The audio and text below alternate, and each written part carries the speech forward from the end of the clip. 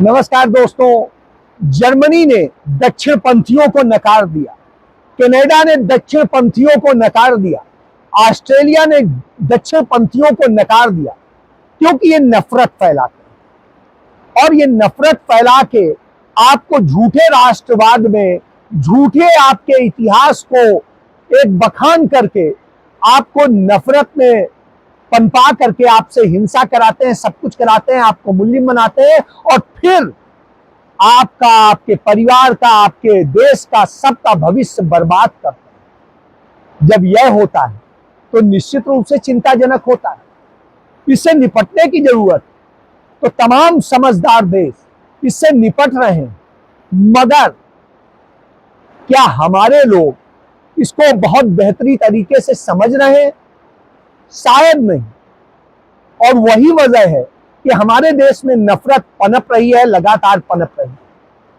मैं इस समय सिंधु नदी के पे बैठा हुआ हूं, उसके बीच में एक बंधा बना है, उस पर बैठ के आपसे बात कर रहा हूं, क्योंकि जिस तरीके से सिंधु नदी पर को लेके राजनीति हो रही है वो चिंताजनक। इसके पानी को लेके जो कहानियां बताई जा रही हैं हिंदुस्तान के अंदर, जो गोदी मीडिया है वो जैसे बता रहा है कि पाकिस्तान तो पानी के लिए, बूंद बूंद के लिए तरस गया, ये हो गया, वो हो गया। जब हम देख रहे हैं तो आपको भी दिखाना चाहेंगे कि आप देखिए कहीं कौन तरस रहा है, कौन नहीं तरस रहा है। यह आपके सामने है, यह पानी पाकिस्तान जा रहा है। और जब यह पानी पाकिस्तान जा रहा हो तो आप कहेंगे सरकार कौन से पानी से तरसा रही है?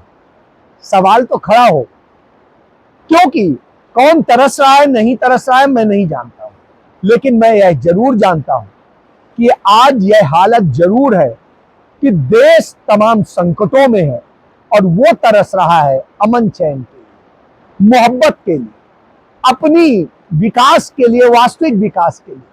वो नफरत में नहीं फंसना चाहता है, वो नहीं चाहता है कि ऐसा कुछ हो कि उसके बच्चों का भविष्य बर्बाद हो। और यही चीज कश्मीर भी चाहता है, कश्मीरियत भी चाहती है। तो जो लोगों को फंसाने का क्रम चल रहा है वो चिंताजनक। हमने देखा कि किस तरह से नैनीताल में कुछ मुस्लिम दुकानदारों पे हमले किए गए, और ये हमले करने वाले बहुत ज्यादा लोग नहीं होते, थोड़े लोग होते हैं जो नफरत फैलाते हैं। और वो नफरत फैलाने वाले कौन थे?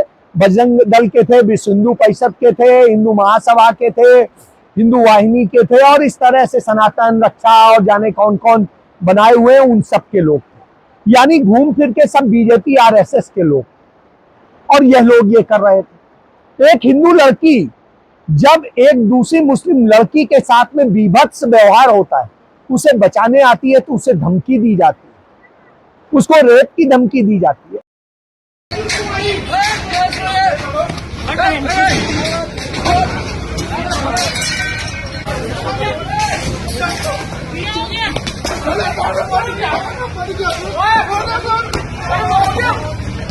आप कमेंट्स की बात करते हैं। आप एक गर्ल की सेफ्टी के लिए उतरे थे रोड पे। मेरी उस वीडियो पे लोग बोल रहे हैं इसका रेप होना चाहिए, इसको पाकिस्तान में फेंक दो। क्यों फेंक दो भाई? मैं भारत की नागरिक हूँ।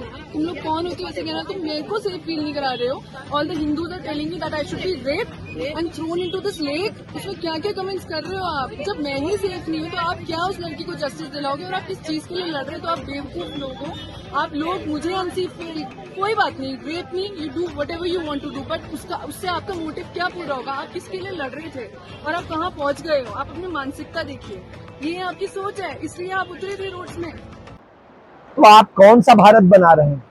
किस तरह का भारत बना रहे हैं? क्या हमारा भारत यह है? हम देवी की सुरक्षा की बात करते हैं, हम बात करते हैं कि नारी हमारे यहाँ देवी है, और जब हम यह बात करते हैं तो निश्चित रूप से एक तकलीफ देह स्थिति होती है कि उसी देश में रेप होता है, कभी दूसरे धर्म की लड़कियों से, कभी अपने धर्म की लड़कियों से। और रेपिस्ट ज्यादातर कौन निकलते हैं? वो निकलते हैं भारतीय जनता पार्टी के और दूसरे लोग। इसी तरह आप प्रकृति से रेप हो रहा है। प्रकृति से रेप की बात इसलिए कर रहा हूं क्योंकि मैं लगातार देख रहा हूं कि कभी नदियों के नाम पे, कभी किसी नाम पे राजनीति की जा रही। यदि आप याद करिए 1960 में सितंबर के महीने में पंडित जवाहरलाल नेहरू कराची जाते हैं, विश्व बैंक के सीईओ चेयरमैन वो आते हैं कराची और पाकिस्तान के प्रधानमंत्री अयूब खान के साथ बैठ के समझौता करते हैं और एक विवाद को हल करते हैं। और वो विवाद होता है ब्यास नदी को लेके, रावी नदी को लेके, सतलुज नदी को लेके, सिंधु नदी को लेके, चिनाब को लेके और जो है झेलम को लेके। मैं कल झेलम के तट पे था, पहलगाम में था और आज यहां हूं। तो इस पे इसलिए कह रहा हूं क्योंकि उस समय फिर समझौता हुआ कि ब्यास, रावी, सतलुज इनका 100% पानी भारत का होगा। जब भारत से बच जाएगा तब पाकिस्तान जाएगा, नहीं तो नहीं जाएगा। भारत चाहे जितना यूज कर। फिर सिंधु, चिनाब और झेलम के पानी के बारे में हुआ कि इनका पानी सिंचाई के लिए, बिजली के लिए और परिवहन के लिए भारत खूब यूज करे और उसके बाद वह पानी पाकिस्तान जाएगा, उनके काम आएगा। पाकिस्तान ने 10 साल का समय लिया कि वो उस समय तक अपनी नहरों का पूरा वो कर ले, जाल बना ले। भारत ने भी यही टाइम लिया, दोनों ने किया। 1970 में श्रीमती इंदिरा गांधी देश की प्रधानमंत्री बन गई। पाकिस्तान की हरकतों से वो तंग थी और उन्होंने पाकिस्तान को 2 टुकड़े कर दिया, दुनिया के विरोध के बाद कर दिया। और फिर इनका सारी नदियों का पानी भरपूर भारत इस्तेमाल करता है, बचा कुचा ही जाता है। लेकिन आज देश का गोदी मीडिया क्या कह रहा है कि साहब वो तरस गया। तरस नहीं गया, इसको ज्यादा पानी रोकेंगे तो आपके यहाँ ही बाढ़ आ जाएगी, आपके यहाँ ही दूसरी तबाही आ जाएगी। पानी आप घाटी से ले कहां जा सकते हैं? तो यह एक समस्या खड़ी है।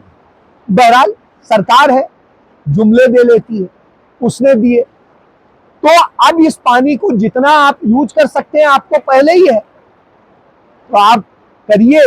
अभी तो ये पाकिस्तान जा रहा है। दूसरी चीज, आपने कहा आयात बंद कर लिया, तो पाकिस्तान से आपके यहां आयात होता ही कितना था? उल्टा निर्यात जरूर करीब 3.25 हजार करोड़ का होता था, वो भी नुकसान हो गया हमारा। और इसके साथ साथ हमें जो अफगानिस्तान से हमारे यहाँ तमाम चीजें आती थी उसका हमें रास्ता बदलना पड़ रहा है। बंदरगाहों की स्थिति इसी तरीके से है। बंदरगाहों पे कब्जा किसका कराया गया है? अडानी का कराया गया है। आपने देखा किस तरह से केरल में नरेंद्र मोदी अडानी को वहां का पोर्ट दिलाने के लिए वहां की वामपंथी सरकार के साथ गले लग रहे थे, उन्हें विकास का पुरुष बता रहे थे। उन्हीं वामपंथियों को, जिन वामपंथियों को वो अपना सबसे बड़ा दुश्मन बताते हैं, उनके लोग बताते हैं। तो अब आप समझिए अडानी के लिए वो किसी से भी गले मिलने को तैयार है। अडानी की बिजली बिकवाने के लिए वो बांग्लादेश के आगे सरेंडर कर जाते हैं। अडानी की बिजली बिकवाने के लिए और उनके प्रोजेक्ट चलाने के लिए वो श्रीलंका के आगे झुक जाते हैं। तो आप समझ सकते हैं कि ये कौन सी राजनीति है। तो यही इनकी राजनीति, इन्होंने यही किया। असल में देश को बनाने से ज्यादा इन्होंने डिस्टर्ब करने का काम किया। यही काम दक्षिणपंथी पार्टियां करती हैं, इसीलिए तमाम देशों ने उन्हें नकारने का काम किया। कुछ जगह आए भी हैं, अमेरिका में आए हैं, इटली में आए हैं, तो इस तरह की स्थितियां। लेकिन ब्रिटेन ने उसे भगाया और वो डेमोक्रेट के साथ आए, लेबर पार्टी के साथ। इसी तरीके से दूसरी और तमाम जगह है।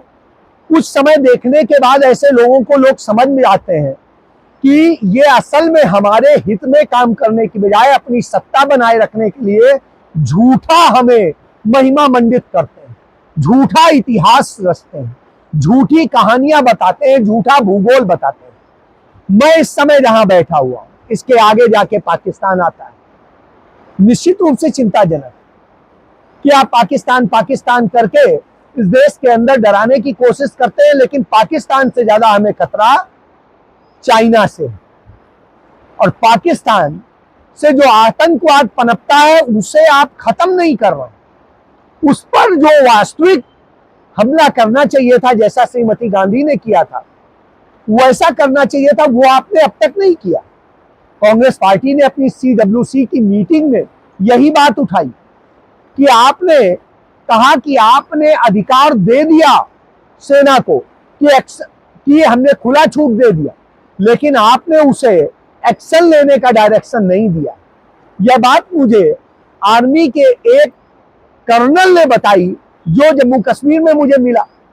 वह तड़प रहा था कि उसे अधिकार मिले और काम करने का मौका मिले तो यहाँ दिखाए कि क्या करेगा। उसका मानना था कि यहाँ के टूरिज्म को बर्बाद नहीं होना चाहिए, बर्बाद होगा, यहाँ के युवा बेरोजगार होंगे तो फिर क्या करेंगे, अराजक बनेंगे, आतंकी बनेंगे। यही तो हिंदुस्तान के दूसरे हिस्से में हो रहा है। भारत दुनिया के सबसे बड़े बेरोजगार देशों में शामिल हो गया और सबसे ज्यादा बेरोजगार आबादी भारत में है। ऐसी स्थिति में जब युवा बेरोजगार होता है तो अराजक चीजों में होता है और वही लोग इस तरह की नफरत के खेल में कूदते हैं, अपना भी जिंदगी बर्बाद करते हैं और दूसरों की बर्बाद करते हैं, रेप करते हैं और दूसरे और काम करते हैं जिनसे हमारा देश भी बदनाम होता है। आप देखिए, हमला टूरिज्म पे ही हो रहा है। यहाँ पे होने से टूरिज्म ठहरा, लेकिन तमाम सारे लोग आ रहे हैं, यहाँ कोई खतरा नहीं है। जम्मू कश्मीर में कहीं मुझे खतरा नहीं दिखाई दिया।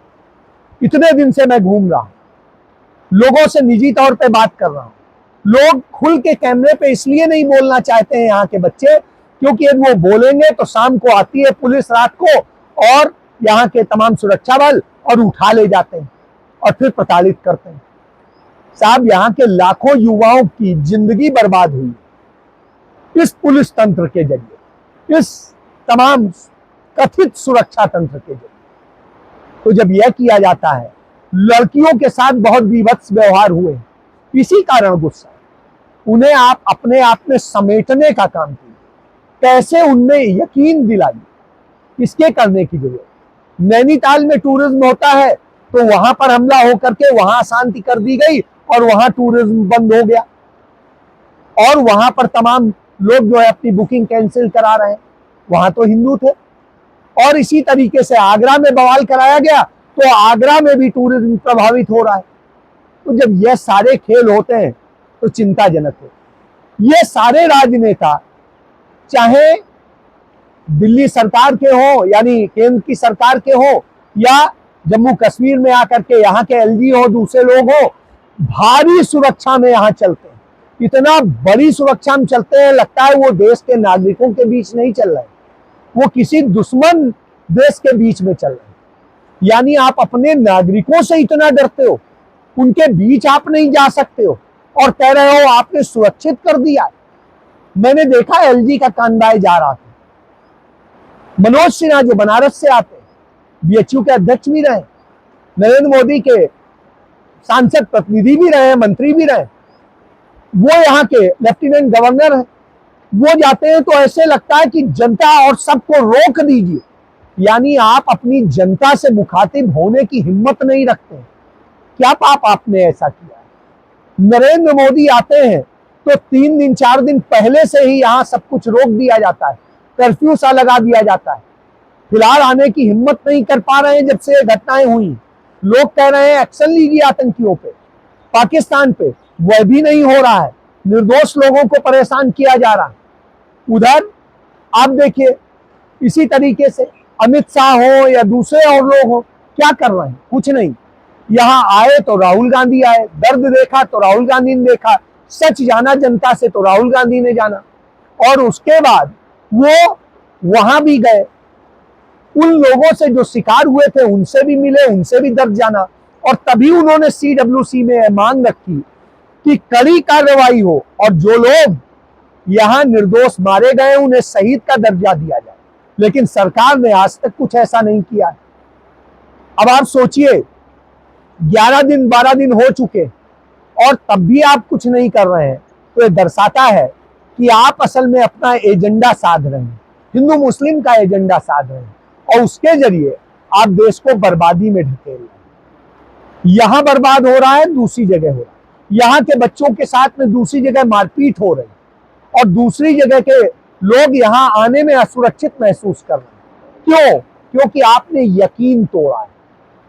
यदि आप इन्हें अपना बनाते हैं, इंडियन कहलाना चाहते हैं, तो आप इनके साथ उसी तरह व्यवहार कीजिए जैसे देश के दूसरे नागरिकों के साथ। कश्मीर, कश्मीरियत सब कुछ है, लेकिन वो हिंदुस्तानी भी है, तो उसे एहसास कराइए।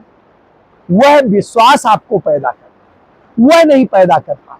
पानी नहीं जानता है कि उसकी जाति कौन है, धर्म कौन है, पीने वाला कौन है, करने वाला कौन है। वही बनाइए, वह पवित्रता बनाइए। वो जीवन देता है, सबको देता है।